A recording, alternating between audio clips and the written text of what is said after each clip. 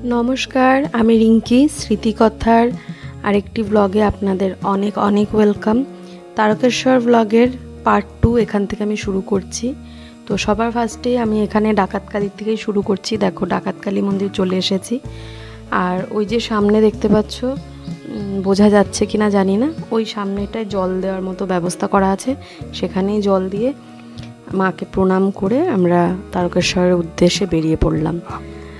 সেখানে আমি অনেক কটাই ক্লিপ তুলেছিলাম, তবে হয়তো ভিড়ে আমি খেয়াল করিনি, সেগুলো ভিডিও হয়নি।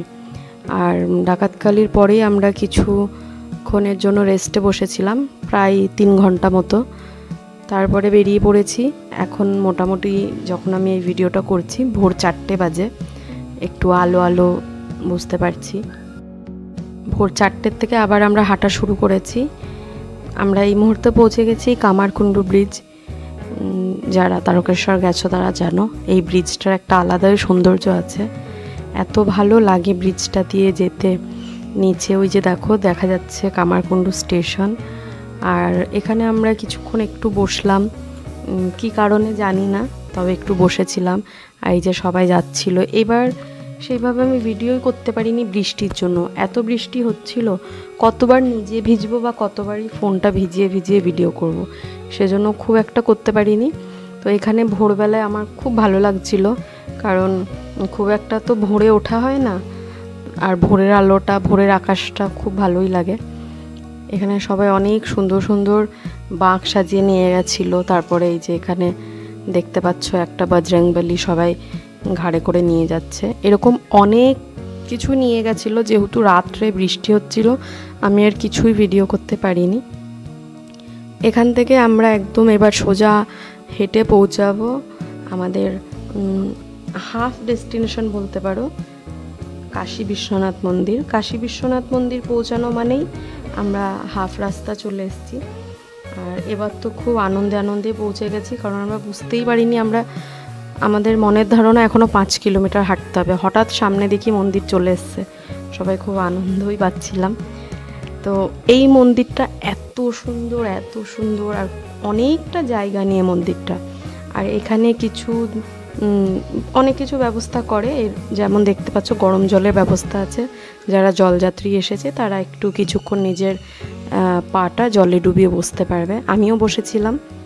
আর এখান থেকেই আমরা এবার ওয়াশরুম যাব, স্নান করব। স্নান সেরে তারপর আমরা এখানে বাবার মাথায় জল দেব। তারকেশ্বরে তো সেইভাবে জলটা দেওয়া যায় না, কারণ এত ভিড় আর সেভাবে ছুঁয়েও দেখা যায় না। এই মন্দিরেই মন প্রাণ ভরে বাবাকে দেখে, বাবার সঙ্গে একটু কথা বলে, বাবাকে জল দিয়ে মনের একটা আলাদাই শান্তি নিয়ে বাড়ি ফেরা। তারকেশ্বরে পৌঁছাতে পারছি, এটাই মানে আমার কাছে অনেক বড় পাওয়া, যে হ্যাঁ আমি হেঁটে পৌঁছাতে পেরেছি। তবে এই কাশী বিশ্বনাথ মন্দিরেই বাবাকে অনেক কাছে থেকে ছুঁয়ে ভালো করে জল দিয়ে পুজো দেওয়া যায়। আর এখানেই বাবার সঙ্গে কিছু কথাও বলে নিই। আমি কি বলবো, প্রতি বছর যাচ্ছি, অনেক অভিযোগ, অনেক কষ্ট, মনের দুঃখ, সেগুলো একটু বাবার কাছে প্রকাশ করে আসি। শুধু একটা কথাই বলি, এরকম জীবন আমাকে না দিলেও পারতে। তো যাই হোক, কিছু তো করার নেই। এখন যা আছে সেটা নিয়েই আমাকে সামনের দিনগুলো এগোতে হবে। বাবার কাছে একটাই চাওয়ার ছিল, আমাকে একটু শক্তি দিও, তাহলেই হবে। তবে এত কষ্টর পরেও আমার কোনো দিন এটা মনে হয়নি আমি আর কোনো দিন তারকেশ্বর আসবো না। এটা কোনো দিনই মনে হয়নি। এখনও বলছি, আমার এবছর দিয়ে 3 বছর কমপ্লিট হয়েছে। তবুও যতদিন পারবো যাব। আমি যদি সুস্থ সবল থাকি, যাওয়ার মতো যদি আমার পরিস্থিতি থাকে, তাহলে আমি অবশ্যই যাব। আর বারবার হেঁটেই যাব।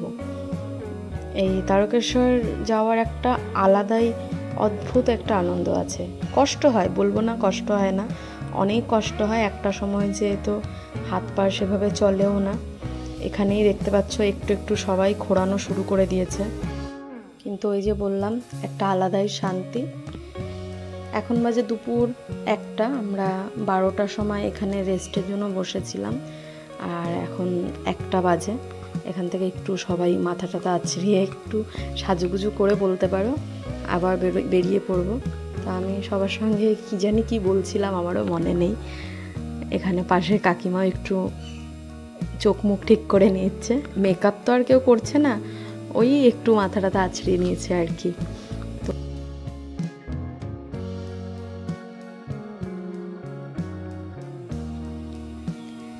এখন আমরা পৌঁছে গেছি মানব সেবাশ্রম। এখানেও আমরা খুব বেশিক্ষণ বসিনি, আমাদের যারা আর কিছুজন আমাদের সঙ্গে ছিল তারা একটু আগে হেঁটে এখানে চলে এসেছিলো, সেজন্য আমরা একটু ঢুকে, তো আমি সঙ্গে সঙ্গেই দেখি গরম জল, এখানে জলটা বেশ ভালোই গরম ছিল, আমি একটু ওই গরম জলে পা দিয়ে বসেছিলাম। আর এখানে আমাদের সঙ্গে যারা ছিল তারা এখানে ওয়েটিং রুমে বসেছিল, ওদের কাছে বসলাম। এখান থেকে যাদের যাদের একটু ওয়াশরুম যাওয়ার ছিল গেল, তারপর আমরা এখান থেকে বেরিয়ে পড়লাম। এখানে অনেক ভালো পরিষেবা দিয়ে থাকে এরা, সব জায়গায় ওষুধ খাওয়ারের কিছু না কিছু মানে ব্যবস্থা থাকেই। তো এখান থেকে এখন আমরা বেরিয়ে পড়লাম। রাস্তা মনে হয় যেন আর শেষ হচ্ছে না।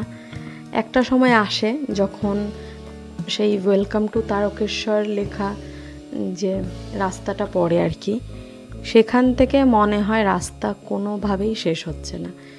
ওখানে পৌঁছে গেলেই মনের মধ্যে একটা অদ্ভুত শান্তি হয়, হ্যাঁ আমরা তারকেশ্বর চলে এসেছি।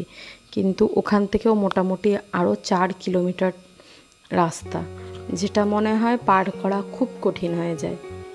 এখানে আমাদের সঙ্গে যারা ছিল তাদের জন্য একটু বসছিলাম, সবাই একটু আগে পিছেই হয়ে যাচ্ছিলো। দেখো এই জায়গাটার কথাই বলছিলাম, এখানে পৌঁছে গেলে মনে হয় হ্যাঁ যুদ্ধ জয় করে ফেলেছি। প্রতি বছরই দেখি আমি অনেকে এরকম বাচ্চা নিয়ে যায়, হয়তো মানত থাকে, তবে এবছর আমি একটু বেশিই দেখলাম। আর বৃষ্টির জন্য অনেকেই টিপল দিয়ে ঢাকা দিয়ে নিয়ে যাচ্ছিলো, এই দাদাটাও নিয়ে যাচ্ছে। সামনেও আরেকজনকে দেখেছি, সেখানে একটু ক্যাপচার করেছি। আর আমরা যখন বেরিয়েছিলাম তখন যমজ দুটো বাচ্চা দুদিকে নিয়ে যাচ্ছিল, এত ভালো লাগছিল দেখে। তবে হ্যাঁ বোঝাই যাচ্ছিল এই সন্তানগুলো অনেক সাধনার ফল। ভালো থাকুক এই সন্তানগুলো, যাদের বাবা মা এত কষ্ট করে তাদের তারকেশ্বর নিয়ে যাচ্ছে। এই দেখো এখানে একটা পুচকু, এখানে না আমি ঠিক বুঝতে পারছিলাম না যে অ্যাকচুয়ালি এই বেবিটার ফ্যামিলি কারা। সবাই কথা বলছিল কোথার থেকে এসছো কি, কথা বলতে বলতে দেখো আমরা চলে এসেছি আমাদের লাস্ট তারকেশ্বরের আগে লাস্ট মন্দির। এখানে জল ঢেলে আমরা একদম তারকেশ্বর চলে যাব। তারকেশ্বর আর বেশি রাস্তা নেই, এটা বাবা লোকনাথের মন্দির। এখানেও প্রচণ্ড ভিড় বলার মতো না। এই ভেতরে একটু লাইনটা দেখো, আর এখানে যেহেতু একটু জল ঢালবে কি আর মানুষ ধাক্কা মেরে বার করে দেয়। আর এই যে আমরা তারকেশ্বরের গলিতে চলে এসেছি, গলিতে ঢুকেই বলছি আর একটু। আর আমাদের সঙ্গে যারা ছিল তারা আগেই পৌঁছে ওখানে আমাদের জন্য ওয়েট করছিল। তাদেরকে আমি ফোনে বলছিলাম আমরা কোথায় আছি এখন, বা ওরা এখন কোথায় বসেছে। তারপর আমরা সবাই মিলে একসঙ্গে হয়ে মন্দিরে ঢুকবো আর কি। ওদের বলেছিলাম তোমরা মন্দিরে চলে যাও, তো ওরা আর কেউ যায়নি, একদম তারকেশ্বরের যে মেন গলির মুখে ওখানে আমাদের জন্য ওয়েট করছিল। তো কিছুক্ষণে আমরাও পৌঁছে যাই সেখানে পৌঁছে যাওয়ার পরে দেখি ওরা আমাদের জন্য ওয়েট করছে, ওখানে বসে আছে। তো এই তারকেশ্বর মন্দিরের এই যে মেন গলিতে আমরা এখন চলে এসেছি। এখানে আসার পর মনে হয় হ্যাঁ পেরেছি। যতক্ষণ না মন্দিরে আমরা পৌঁছাচ্ছি ততক্ষণ সবার মধ্যে থাকে পারবো তো। এই দেখো তারকেশ্বর মন্দিরের মেন গেটটা। আর এত ভিড়, বেশি কিছু তো আমি রেকর্ড করতে পারিনি। এই যে এখানে দুধ পুকুরে সবাই একে একে স্নান করে নিচ্ছিল বাবার মাথায় জল দেওয়ার জন্য। তো আমিও এখানে স্নান সেরে ফেলেছি। স্নান সেরে একদম মন্দিরে ঢুকে তারপর ওখান থেকে আমরা বেরিয়ে যাব। আমরা এখানে বেশি সময় নেব না, কারণ আমাদের আবার ট্রেন আছে। তো এই দেখো ট্রেনেও চলে এসেছি, কারণ ওই যে বলছিলাম ফোনটা খুব একটা আমি বার করতে পারছিলাম না। আমরা এখন এখান থেকে তারকেশ্বর থেকে শেওড়াফুলি নামবো। শেওড়াফুলি মানে যতটা আমরা পায়ে হেঁটে গেছি, এবার ফেরার পথে আমরা এখন ট্রেনে যাচ্ছি। এখানে এই পাশের কাকুটা আমার সঙ্গে একটু কথা বলছিল, আমরা কোথা থেকে এসেছি, কী করে গেলাম, কবে গেছি, ওই সবই কথা বলছিলাম। এবার দেখো আমরা লঞ্চে চলে এসেছি, ঘাট পেরোবো। তো এখানে আমি টিকিটটা যেহেতু করেছিলাম একসঙ্গে সবাই, তো সবার সঙ্গে কথা বলে সবার হিসেব বুঝিয়ে দিচ্ছিলাম। আর এই সময় দেখলাম আমাদের আর ভাড়াটা বেশি নিল না, সবার যা নিল সেই ভাড়াটাই নিল, আর সবাই একই লঞ্চেই চলে এলাম। যাওয়ার সময় তো আলাদা আলাদা গেছিলাম।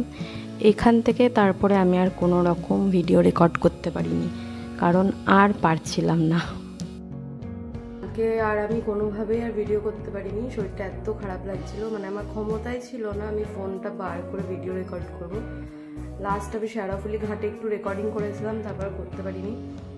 রাত 12টার সময় আমাদের ব্যারাকপুর থেকে ট্রেন ছিল, আমরা 10টা নাগাদ ব্যারাকপুর স্টেশন পৌঁছে গেছিলাম রাত্রে, যেহেতু রবিবারেই জল ঢেলেছি, সোমবারে তো ট্রেন থেকে আমরা দেখেছি শেওড়াফুলি ট্রেন থেকে মারাত্মক লেভেলের ভিড় বলে বোঝানো যাবে না। রবিবারেও যে কম ভিড় ছিল তা নয়, শেষ সোমবার প্রচণ্ড ভিড় হয়েছিল। আমি আর পারছিলাম না, মোট কথা কেউই পারছিল না। আমার সঙ্গে যারা ছিল তাদেরকেও তো একটু একটু করে আমি ফোনটা দিয়ে রেকর্ডিং করাচ্ছিলাম, কিন্তু কারোরই শরীরে আর ক্ষমতা ছিল না। রাত 12টার সময় ট্রেনে উঠে আমাদের সারগাছিতে 3:30 টাইম ছিল, তবে একটু লেট করে 4টের সময় নেমেছি। তারপর টোটো করে বাড়িতে আস্তে আস্তে সব কিছু স্নান আর করিনি, যেহেতু বারবার স্নান করতে ছিল, ভিজে কাপড়ে এসেছি। চেঞ্জ করে হাত মুখ ধুয়ে মোটামুটি 5টা 5:30টার সময় শুয়েছি।